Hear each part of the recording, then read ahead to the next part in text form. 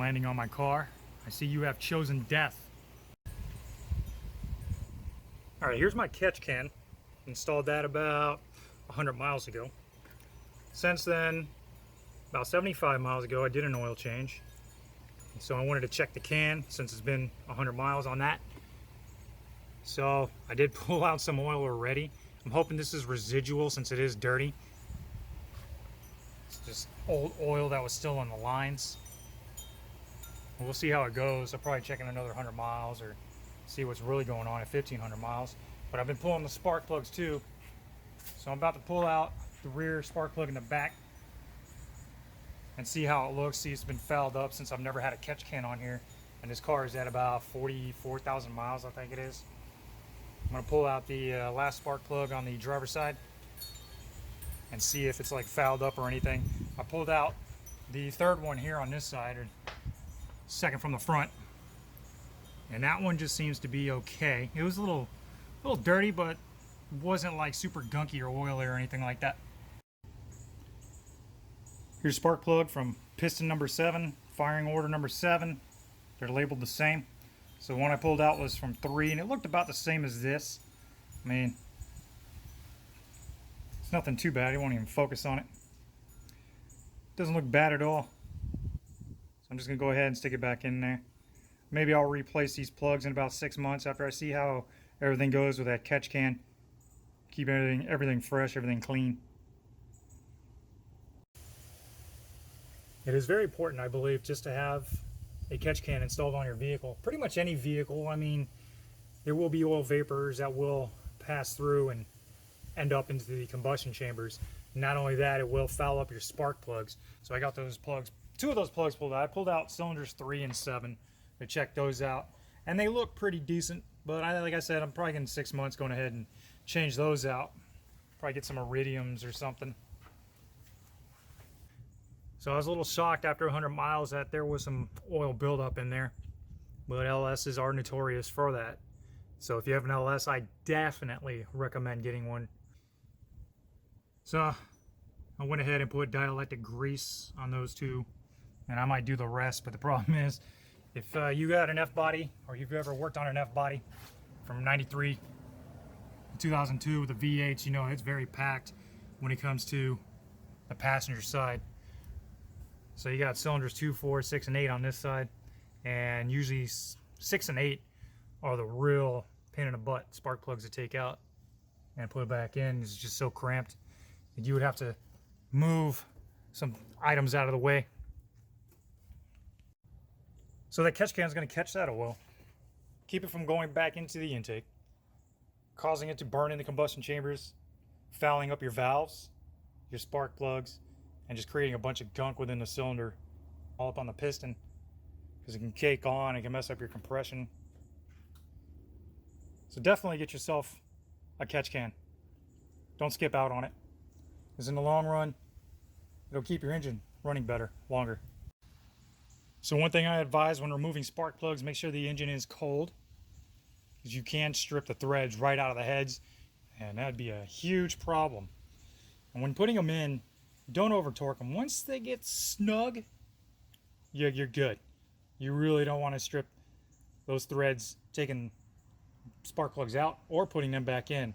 Now I'm going to start the car to make sure everything is good, all the cylinders are firing.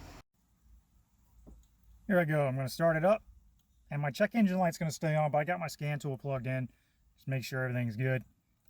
And I'm pretty sure the reason why it's staying on is because my clutch switch, position sensor switch, is broken. Whoop, that's too loud. I gotta close the exhaust cutout. Piss off the damn neighbors.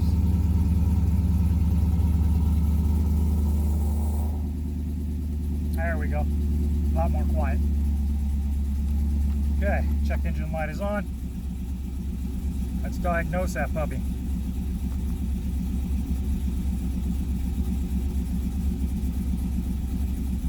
Oh, come on. There we go.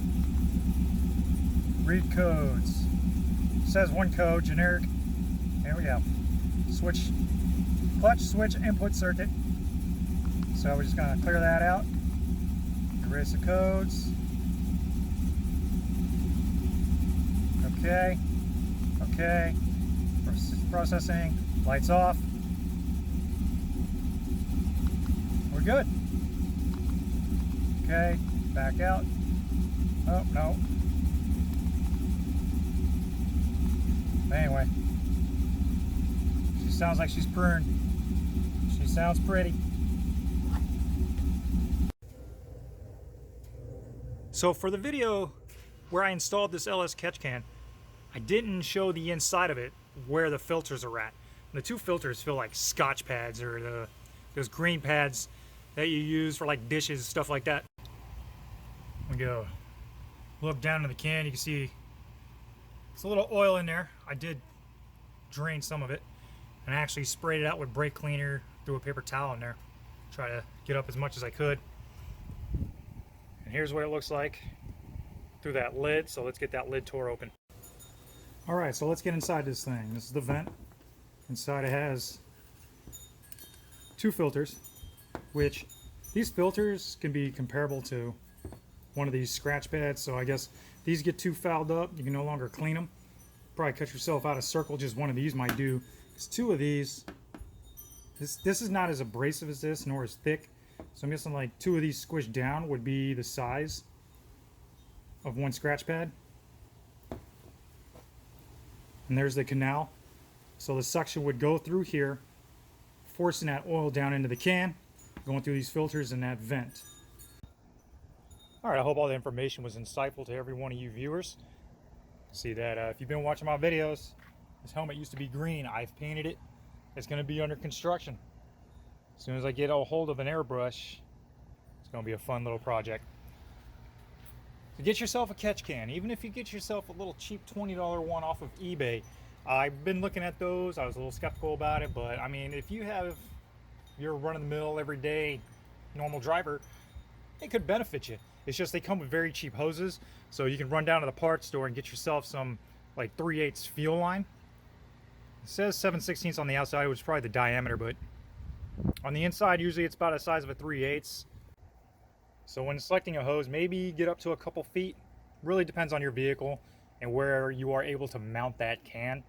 Because I've seen some where, even with these cars, originally, on the back side, it's very hard to see, there's a plug right there. A plug that I had to put into the valve cover when I bought the LS6 valley cover. There's a hose coming out of here and it ran behind the motor and it came forward, and that was part of the PCV system. So that valley cover deleted most of that hose. So now it's just more direct up here in the front, which the LS6 valley cover has its own non-serviceable, like it doesn't need any maintenance PCV valve built in. So I'm able to run this catch can without putting a little PCV valve in there. If you get one, you might have to find one that's adaptable for a PCV valve to be able to fit. I know there's like Mitsubishi ones that have screws and stuff like that that you could possibly screw right into this location, have the PCV valve sitting here, and then run that hose in. So I have no little PCV valves on any of these hoses because the valley cover has its own built-in. So that would be some good information if you are interested in a catch can. And I hope that video helps all of you out. Thank you for watching.